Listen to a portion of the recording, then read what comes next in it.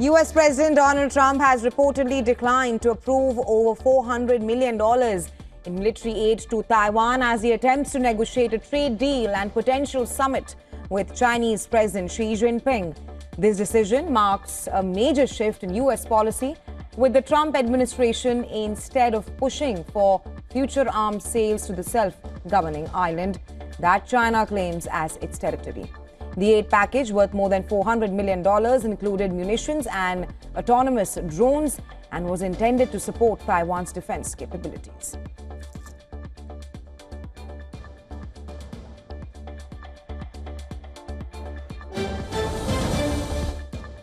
Hundreds of demonstrators gathered outside Disney's headquarters in Burbank and ABC studios in New York to demand the reinstatement of Jimmy Kimmel Live show after its indefinite suspension.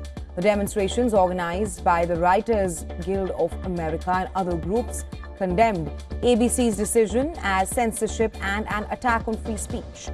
Kimmel's suspension came after owners of local TV stations had said that they would stop broadcasting his celebrity-filled late-night show, and the nation's top communications regulator threatened to probe Kimmel's commentary about Charlie Kirk.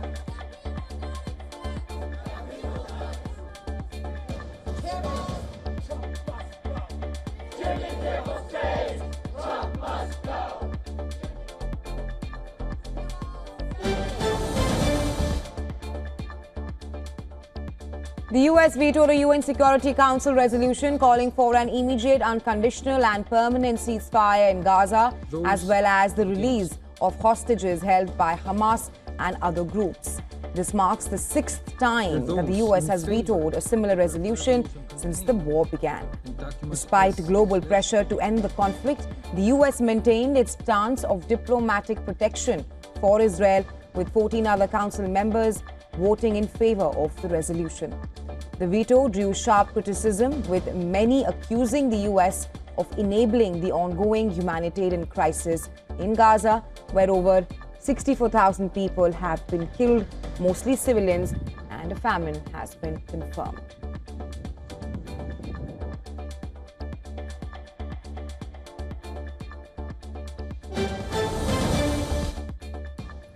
Mothers of Israeli soldiers and hostages chained themselves together outside Prime Minister Benjamin Netanyahu's residence in Jerusalem to demonstrate the ongoing military offensive in the Gaza Strip.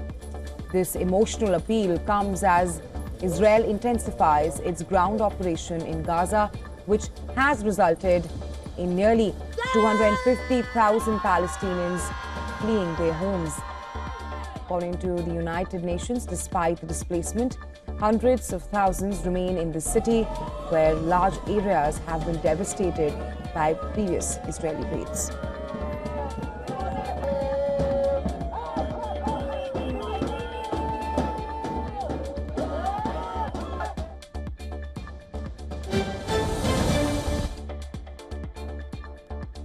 Spanish Prime Minister Pedro Sanchez has expressed support for the European Commission's proposal to freeze trade agreements with Israel due to its actions in Gaza, citing geopolitical and human rights concerns.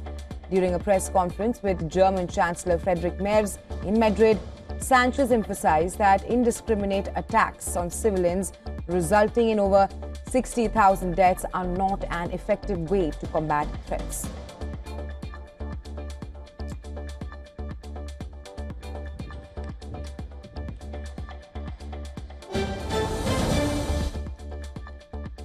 German Chancellor Friedrich Merz has announced a decision on whether to support sanctions against Israel will be made before an EU meeting in Copenhagen on October 1st. He expressed concerns about Israel's actions in Gaza, stating that they are not proportional to its goals, but emphasized that Germany does not view these actions as genocide. He also clarified that recognizing Palestinian statehood is not currently on the agenda.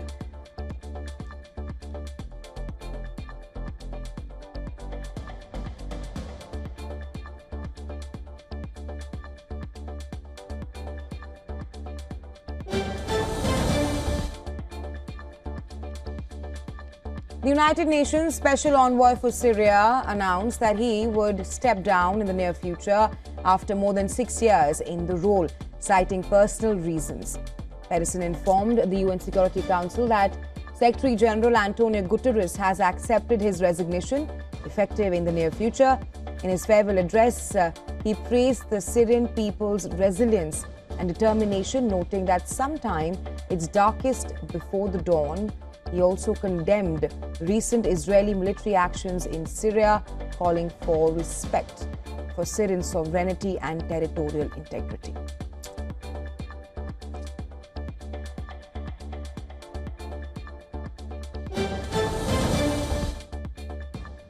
North Korean state media released images of leader Kim Jong-un recently inspecting a performance test of tactical attack drones, emphasizing the need to integrate AI to enhance their operational capabilities.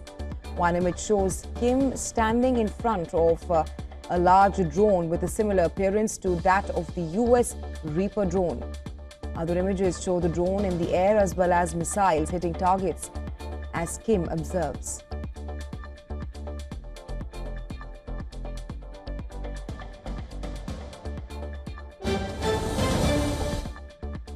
Venezuela's military exercises on La Orquella Island are now entering the second day, with 2,300 troops, 12 naval vessels, 22 aircraft, amphibious vehicles and anti-aircraft defense systems being deployed. The drills aim to strengthen operational readiness amid heightened tensions, with the U.S. Defense Minister stating that the exercises are a response to the growing U.S. military presence in the region, which Venezuela perceives as a threat.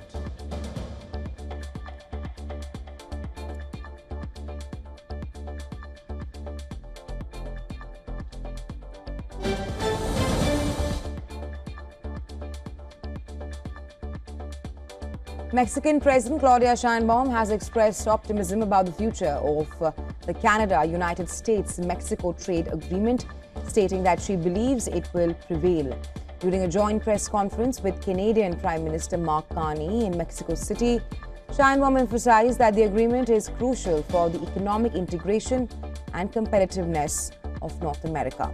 Both the leaders agreed on a plan of action to strengthen trade relations and address potential challenges, especially amid the current tensions with the US.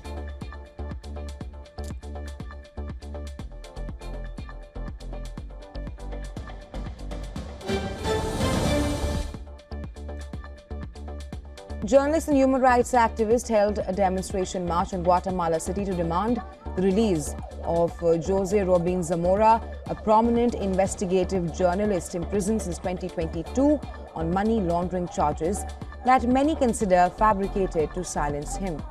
Despite brief house arrest in 2024, Zamora was returned to prison, sparking criticism of Guatemala's judicial system. His case has been marked by repeated legal irregularities, exclusion of defense evidence, and concerns about press freedom with international organizations, denouncing his imprisonment as an attack on journalism.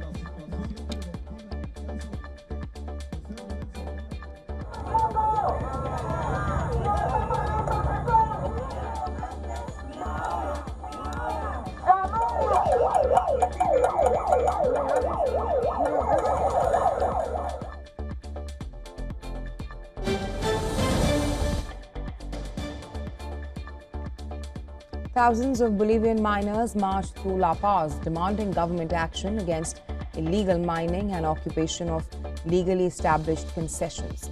Demonstrations organized by the Federation of Mining Workers set off dynamite explosions and carried banners reading "Respect for Work Areas" as they called for an end to mineral theft and illegal occupations. The FSTMB had declared a state of emergency last week, warning of further demonstrations if authorities failed to respond. Demonstrations follow violent incidents at mining sites where cooperatives and community members attempted to take over mining concessions.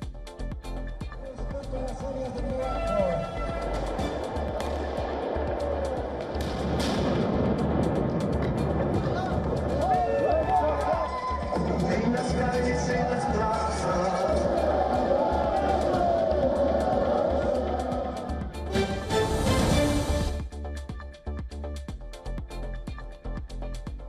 authorities have launched an investigation into the presence of Sergio Luis de Freitas Filho, a leader of Brazil's first capital command drug trafficking gang, who allegedly lived in Santa Cruz for over a decade.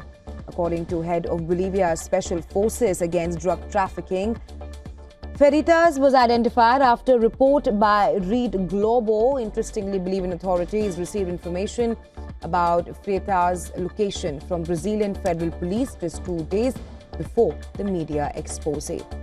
Now, this probe follows President Luis Arce's orders to investigate Brazilian criminal organizations in the eastern region after Filho's luxurious lifestyle in Santa Cruz was exposed.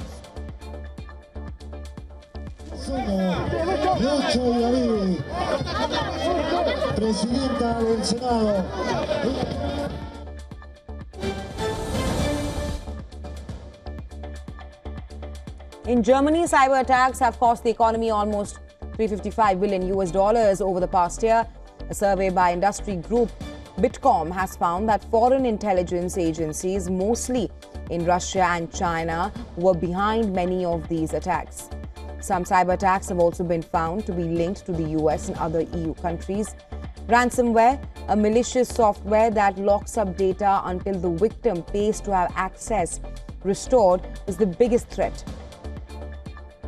Hitting a third of German companies, 1 in 7 firms paid a ransom. The survey also found that while large companies were better prepared to handle such attacks, small and medium firms were affected more.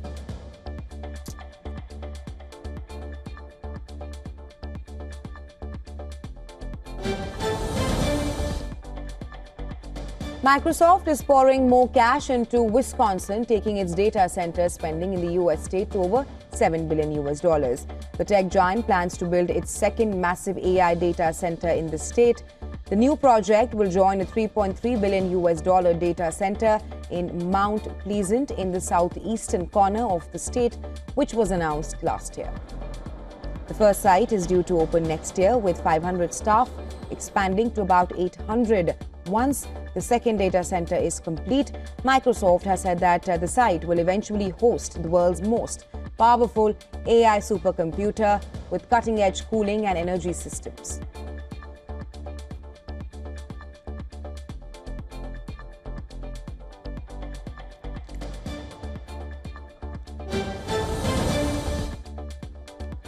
China's DeepSeek has claimed it spent only $294,000 to train its latest AI model, which is a figure far less than the hundreds of millions reported by its US rivals.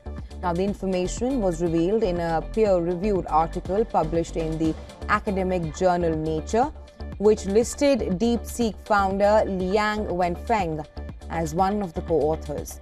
The article also mentioned that DeepSeek's reasoning-focused R1 AI model used 512 NVIDIA H800 chips.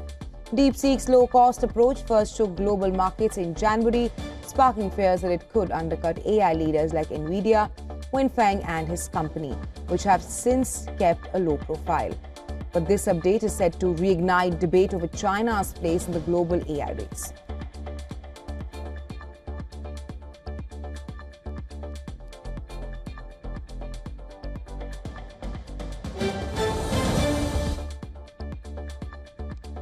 Gold fell for a third straight day as investor optimism over rapid Fed rate cuts faded. Despite the Fed's recent 25 basis point cut, Chair Jerome Powell signaled a cautious, data-driven approach going forward that pushed up the US dollar and bond yields.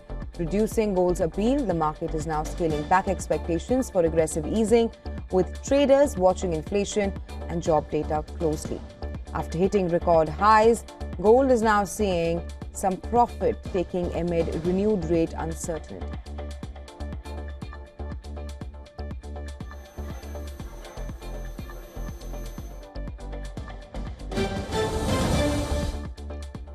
Oil prices held steady on Friday after a slight drop following the Federal Reserve's first rate cut of 2025.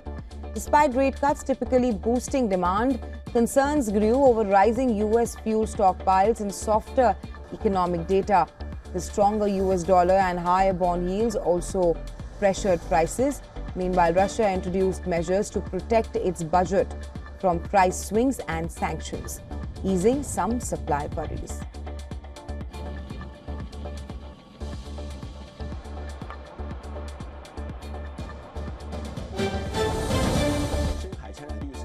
Japan's core inflation eased to 2.7% in August, its lowest since November 2024, marking the third straight monthly decline. Rice inflation, though still high at nearly 70%, has cooled from July's 90%. The Bank of Japan is now expected to hold rates at 0.5%, but experts forecast a hike in October, citing stronger than expected GDP growth. Meanwhile, Japan's exporters are getting some relief after a US trade deal lowered tariffs from 25% to 15%, though global trade remains at risk.